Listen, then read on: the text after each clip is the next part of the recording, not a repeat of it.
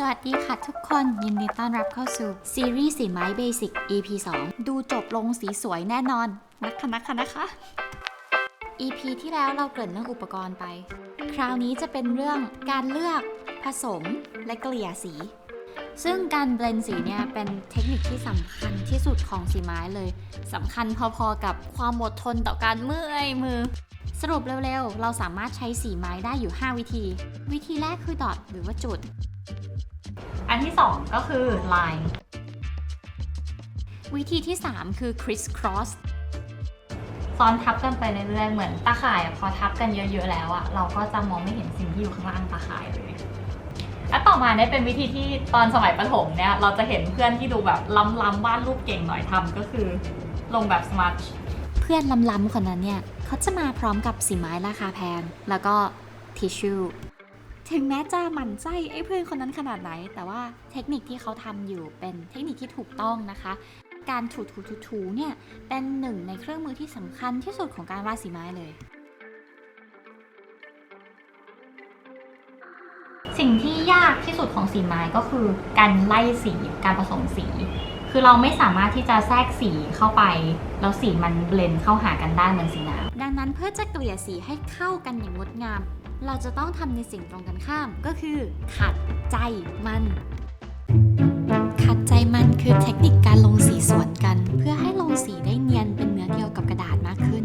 เราจะยกตัวอย่างเป็นการลงสีผิวคนนะคะสีผิวเนี่ยประกอบจากสีเหลืองสีแดงแล้วก็สีน้ำตาลส่วนใหญ่แล้วอะสีที่เราใช้ลงสีผิวก็จะเป็นสีตัวนี้ค่ะเป็นสีชื่อสี Flesh เลยเป็นเบอร์เขาไม่มีเบอร์ให้เหมือนเครื่องสำอางนะแต่มันจะเป็นสีประมาณนี้เราจะใช้ Flesh เยอะที่สุดแทบจะใช้เป็นเบสเลยอันนี้ไม่ต้องเป็นผิวนะการลงสีทุกอย่างเนี่ยก็ค่อยๆไล่จากสีอ่อนไปสีเข้มจะลงสีอะไรให้นึกถึงสีที่อยู่ข้างใต้สีหลักไว้ก่อนเช่นอันนี้เราจะลงสีผิวข้างใต้ผิวคนเรามีเลือดฝาดเป็นสีแดงแล้วก็มีเมลานินพิกเมนต์สีออกเหลืองต่อมาเติมสีเขียวของเส้นเลือดอันนี้จะเป็นจุดที่คนถามเยอะว่าเวลาลงสีไม้อะเราจะแทรกสีที่ไม่ใช่สีโทนเดียวกันลงไปยังไงวิธีการก็คือแทรกไว้ข้างใต้แบบนี้ค่ะต่อจากนี้สำคัญมากๆเราจะเอาสีหลักระบายสวน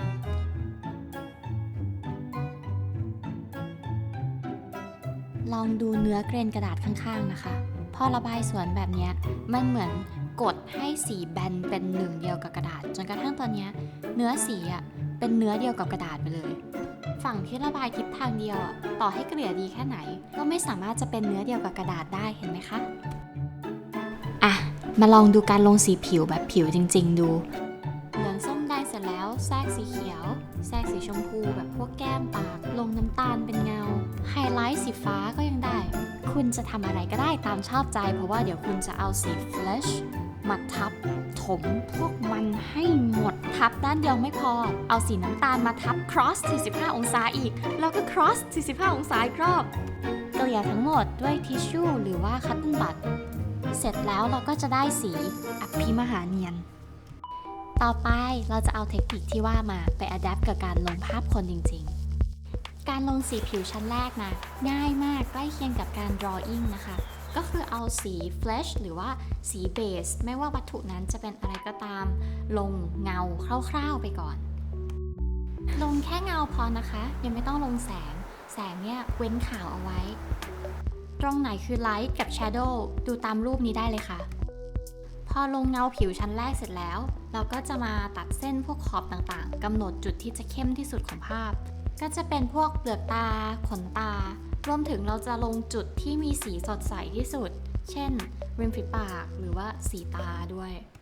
ที่ทำแบบนี้เพื่อที่ถึงเวลาตอนที่เราลงสีละเอียดเราจะได้รู้ว่าเราต้องแทรกสีอะไรลงไปในผิวบ้าง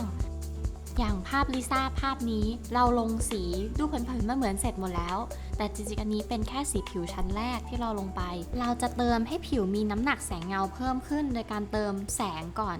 ข้างๆน้องมีดอกไม้สีเหลือง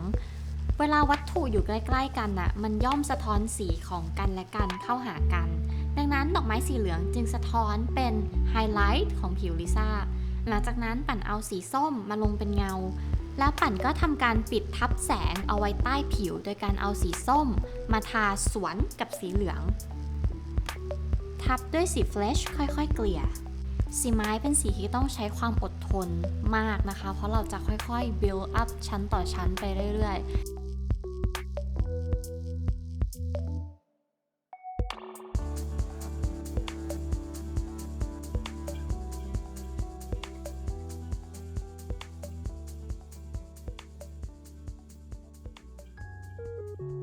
ถ้าลองเทียบสองฝั่งดูเนี่ยก็จะเห็นว่าฝั่งที่ปั่นลงสีแบบ cross ไป cross มาแทรกสีนู่นนี่เนี่ยมันดู realistic มากกว่าฝั่งที่ลงสีแบนๆเยอะเหมือนกัน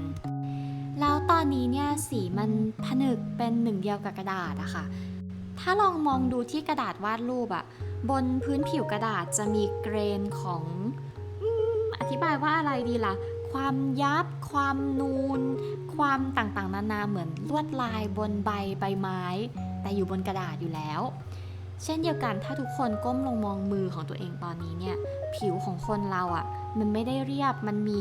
เส้นเล็กๆๆๆๆของริ้วรอยอยู่ในนั้นเต็มไปหมดเลย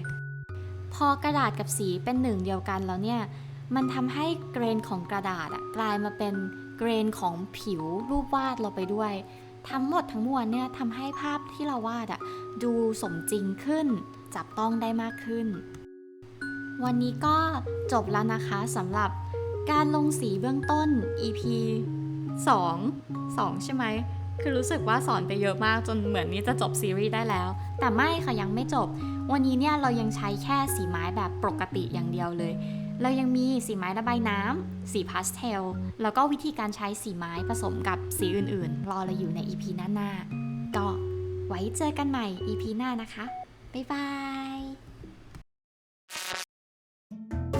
แอคชั่นค่ะสำหรับใน EP นี้นะคะเราจะมาดูกันสำหรับใน EP นี้นะคะเราจะมาสอนวิธีการเอาสีไม้ไว้บนหัวให้ได้มากที่สุดค่ะมาดูกันว่าจะได้กี่อันเป็นไปเลยถ้าเราบอกเราจะได้อันของเราไงจบ แน่ใจใช่ปะเดี๋ยวคุณหญิงป่านนะคะจะกระทำการ